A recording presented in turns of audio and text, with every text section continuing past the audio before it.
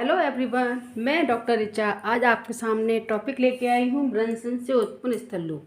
पिछले वीडियो में मैंने ब्रंशन के बारे में बताया था कि क्या होता है ब्रंशन, कैसे होता है। अब हम बात करेंगे कि ब्रंशन से कौन कौन से स्थल रूपों का निर्माण होता है। अगर मैं स्थल रूपों की बात करूँ तो इसमें सबसे पहले जो बनता है वो होता है भ्रंशोत्तर पर्वत।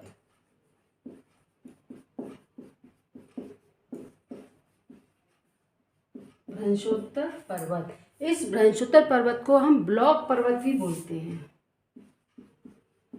ब्लॉक पर्वत क्यों बोलते हैं? क्योंकि ये एक ब्लॉक की तरह है, क्योंकि ये एकदम भ्रंश यानी कि जो दरार पड़ती है उस दरार के कारण जो उत्पन्न शिला करती है इसमें एक खड़ा ढाल दिखाई देता है, इसीलिए इसे ब्लॉक पर्वत के नाम से भी जाना जाता है। अगर हम बात करें भ्रंश पर्वत, इसको ब्लॉक पर्वत भी बोलते हैं। दूसरा नाम इसका है हॉर्स्ट। हॉर्स्ट क्या कहते हैं? सींग। जैसे किसी जानवर के सींग होते हैं, घोड़े के सींग होते हैं, उस सींगों के समान ही ये खड़ा हुआ दिखाई देता है, इसीलिए इसे हम बोलते हैं हॉर्स्ट। अगर हम सिंपल समझाऊं तो जैसे कि ये एक पर्वत है, इधर से ये दूसरा पर्वत, जब दोनों के इधर इधर ये गैप हुआ, इधर ये खिसका हुआ, तो बीच में क्या हुआ? दरार पड़ी।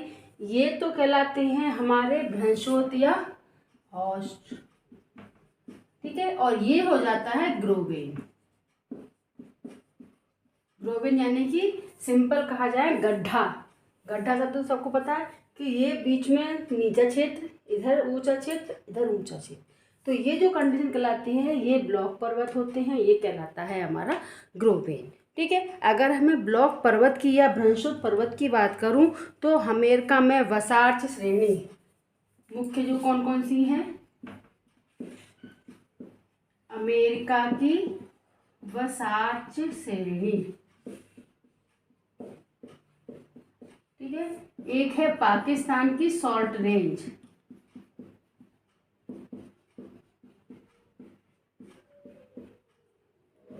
पाकिस्तान की सॉल्ट रेंज, ये क्या है? अमेरिका का वसार्च पर्वत, पाकिस्तान की सॉल्ट रेंज और सिएरा नेवादा, एक अमेरिका की श्रेणी है सिएरा नेवादा।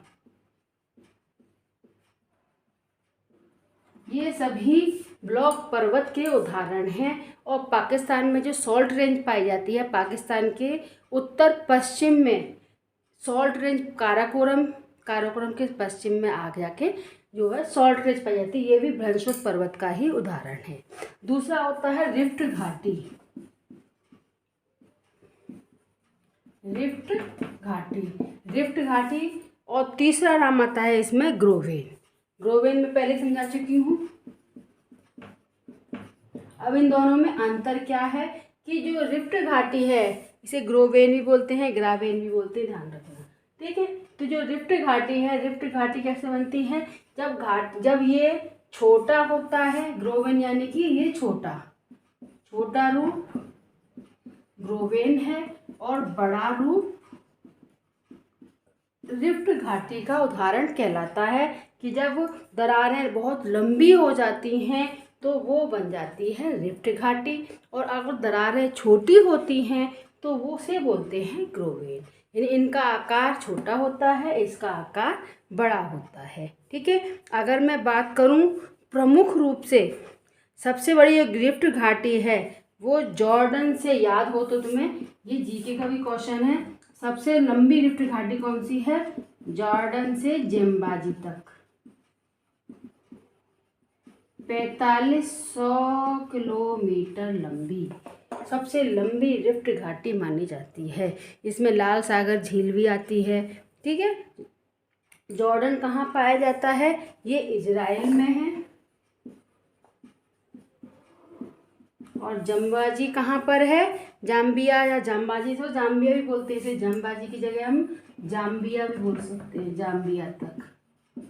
जाम्बिया कहाँ पर है ये अगर तुम्हें पता हो तो ये अफ्रीका में है, ठीक है। अब इजराइल एशिया से अफ्रीका तक इसका विस्तार पाया जाता है। और इसमें जो झील पाई जाती है अगर तुम्हें बताओ, लाल सागर इसके अंतर्गत आता है। ठीक है, वो बाद में बता दूंगी। लाल सागर भी इसके अंतर्गत आता है। अगर हम प्रमुख झीलों की बात करें या प्रमुख रिफ्ट घाटियों की अगर हम बात करें तो मुख्य रूप से जो प्रमुख घाटियां पाई जाती हैं, पहली आती है हमारी राइन नदी घाटी। ये याद करने की चीज़ है, राइन नदी। हम अभी बात कर रहे थे कि ब्रैंडस्टैड से उत्पन्न स्थलरूप कौन कौन से पाए जाते हैं। तो अगर हम बात करें राइन नदी घाटी, ये जर्मनी में है। जैसे पहले मैंने बताया, एक सबसे बड़ी बताई थी जाम्बिया से जिम्बेजी तक, जॉर्डन नदी वाली जो बताई थी। दूसरे नंबर पे आती है हमारी राइन नदी घाटी। ये जो है लगभग 32 किलोमीटर चौड़ी है और 320 किलोमीटर लंबी है, लंबी और 32 किलोमीटर चौड़ी है। ठीक है, इसके बाद में दूसरी आती है डेथ वैली, जो अमेरिका में है। अमेरिका में कैलिफोर्निया के पास डेथ वैली पाई जाती है, जिसे सॉल्टी लेक भी बोलते हैं। जो मुख्य रूप से 3 सॉल्टी लेक मुख्य हैं, वान झील, डेथ वैली और एक मृत सागर। ठीक है, तो ये और तीनों ही भ्रंश क्षेत्र में पाई जाती है, ये और ध्यान रखना। डेथ वैली कहाँ है? अमेरिका में, कैलिफोर्निया के पास। मृत सागर आ गया इसमें, देखो जॉर्डन में।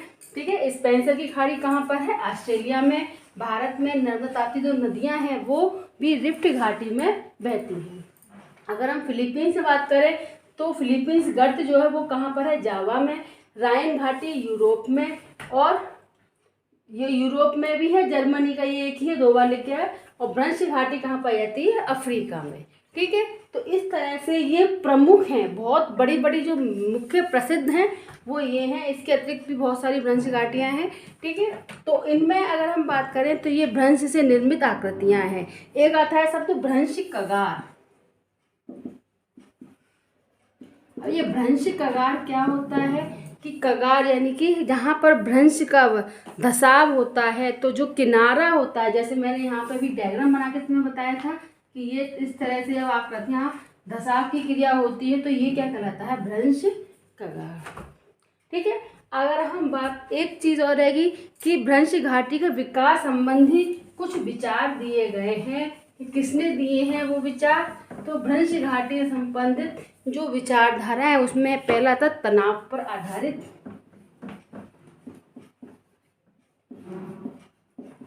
अब तनाव पर आधारित से मतलब क्या है कि जब भ्रंश घाटी की उत्पत्ति किस कारण से होती है? जब तनाव उत्पन्न होता है तो भ्रंश घाटियों का निर्माण होता है। दूसरा संपीड़न पर आधारित, जैसे मैंने स्टार्टिंग में ही बताया था तुम लोगों को कि भ्रंश कब बनते हैं? संपीड़न पर आधारित। ठीक है, 2 तरह के विचार चलते हैं कि या तो भ्रंशों का निर्माण कब होता है, या तो तनाव उत्पन्न होने पर तब भ्रंशों का निर्माण होता है, या फिर संपीड़न यानी कि जब दबाव पड़ता है चारों ओर से तो भी भ्रंशों का निर्माण होता है। ये है मेरा आज का topic. Thank you for watching. Please like subscribe my channel.